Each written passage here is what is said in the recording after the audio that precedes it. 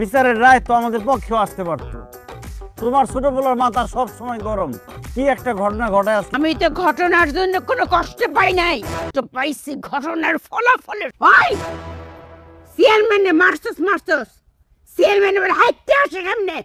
শোন, তোর দাদা একটা ছোট্ট ব্লেড দিয়া 15 জনে কুচি কুচি করে মারছিল, একটা টুকরা কেউ কোনোদিন খুঁজে পায় নাই। আর তুই একটা বড় ছুরি দিয়া চেয়ারম্যানে মারছ, হ্যাঁ? আর সেই চেয়ারম্যান হাইতে আবার বেরো। ডাকাত পরিবারের কলঙ্ক করে, হ্যাঁ?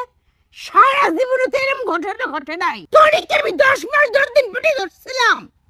মিথ্যা দেখেও না, তুমি না কইতে আমি না মাস হইছি। আবার কথা কম নাই, লজ্জা নাই। রাহুল যাই মেনে দিয়েই। আম্মা, আপনার পদায় চেয়ারম্যানের মারতে পারতো না? আপনার মনে নাই গত বর্ষায় ওই লঞ্চ ডাকাতি করার সময় ওই 16 ঘন্টা ধরে লঞ্চের মালিক রে পায়ের মধ্যে ইচ্ছা মতো পিড়াইলো, পিড়া পাটা পর্যন্ত ভাঙতে পারলো না, পাটা খালি একটুখানি ফুইলা গেছে। ওরে দিয়ে কিছু হইতো না আম্মা, আপনি আমার অনুমতি দেন, আমি যাইয়া কেসটা খলস করে দিয়াই। এই